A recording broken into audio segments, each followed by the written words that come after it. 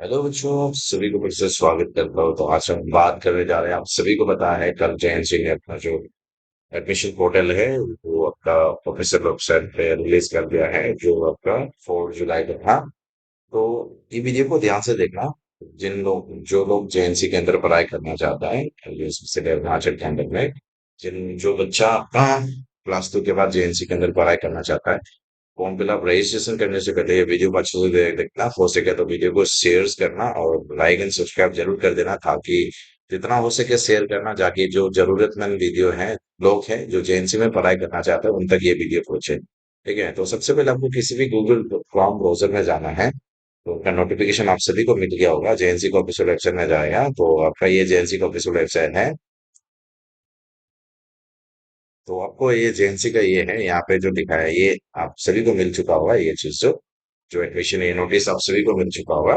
ठीक है, तो यानी कि जो आपका एडमिशन प्रोसेस है वो ऑनलाइन ही होगा, ऑनलाइन मोड में होगा। वो 7 जुलाई को स्टार्ट होगा। उसके बाद आपका 22 जुलाई में खत्म हो जाएगा। डेडलाइन 22 जुलाई को है। ठीक है, उसके बाद कुछ समय में एक्सटेंड भी हो सकता है, बट लेकिन उसको आपको नहीं रुकना है। ठीक है, उसके बाद फर्स्ट सिलेक्टेड कैंडिडेट नोटिफिकेशन आएगा 25 जुलाई को। ये खत्म होने के बाद उसके बाद आपका एडमिशन स्टार्ट होगा 28 जुलाई टू 3 अगस्त के बस। उसके बाद जो लोग वेटिंग लिस्ट में था एडमिशन के बाद, अगर इसमें कुछ लोग एडमिशन नहीं करता तो वो सीट रह जाएगा। तो उसका वेटिंग लिस्ट, जो वेटिंग लिस्ट में था उनका नाम आ जाएगा।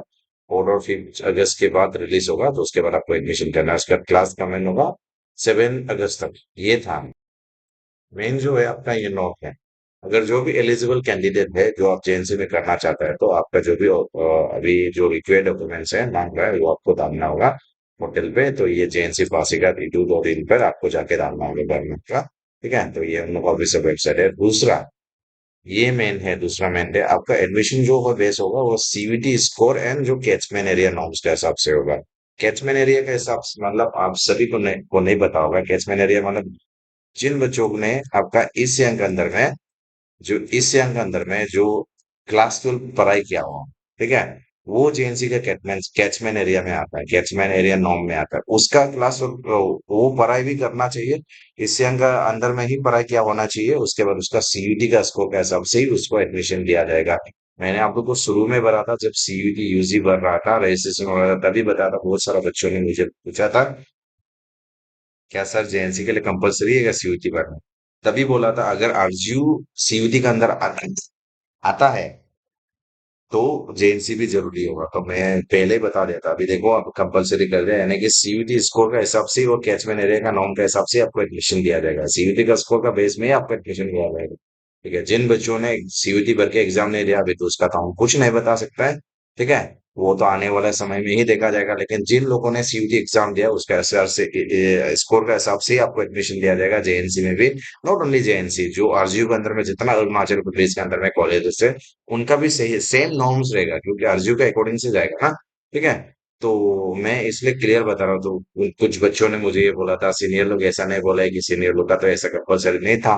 तो आप लोगों को क्लियर बता रहा था, वो तो जा चुका अलग चीज से। ठीक है, तो मैं तो बहुत सालों से आपका सीयूटी से जुड़ा हुआ, इसलिए आप सभी को बताया था। अब नहीं सुना है तो आपका गलती है, उसमें मैं भी कुछ नहीं कर सकता, कॉलेज वाला भी कुछ नहीं कर सकता है।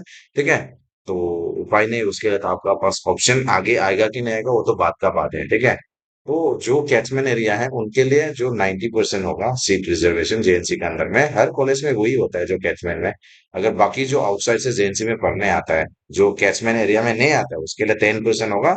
तो वो भी सीयूटी का स्कोर का हिसाब से ही लिया जाएगा। उसके बाद आपका अगर सीयूटी का स्कोर तय होता है, तय होता है, तो आपका क्लासरूम को परसेंटेज से भी देखेगा। ठीक है, तो ये रहा। उसके बाद दूसरा इंपॉर्टेंट है आपका ऑफर आईडी। आपको कैंडिडेट है वो ऑफर आईडी क्रिएट करना होगा। ऑफर आईडी मतलब automated permanent academic account registered student के लिए बनाया जाता है ऑफर आईडी, यानी कि एक तरह का ये एक ऐसा आईडी है। पहले क्या होता था कि आपको एक डॉक्यूमेंट्स के लिए अलग अलग डॉक्यूमेंट चाहिए होता था। अभी आपका ऑफर आईडी बन गया, मतलब ऑफर आईडी में मतलब हर डॉक्यूमेंट्स उसमें समा जाता है। ठीक है, तो वो आप डिजी लॉकर से बनेगा। तो उसके लिए चिंता मत करो। ऑफर आईडी बनाने के लिए मैं और एक वीडियो लाऊंगा, आपको 5-6 मिनट के अंदर में आप किस तरह से अपना ऑफर आईडी बना सकता है वो मैं दिखाऊंगा। तो वीडियो को उसके लिए आपको follow, like and subscribe and follow करना जरूर है। आपको like and subscribe and follow करना पड़ेगा, उसके जितना हो सके वीडियो को शेयर करना। ठीक है, तो ये मेन इंपॉर्टेंट है आपका। उसके बाद जो भी बॉर्डर प्रोसेस है वो बाद का बाद में आपका वेरिफिकेशन होने के बाद वो हो जाएगा, ठीक है। तो ये मेन था आपका। तो आई होप वीडियो आप सभी को अच्छा लगा और समझ में आया होगा। वीडियो को जितना हो सके शेयर करना एंड लाइक एंड सब्सक्राइब करना जरूर भूलिएगा। थैंक यू सो मच सभी को।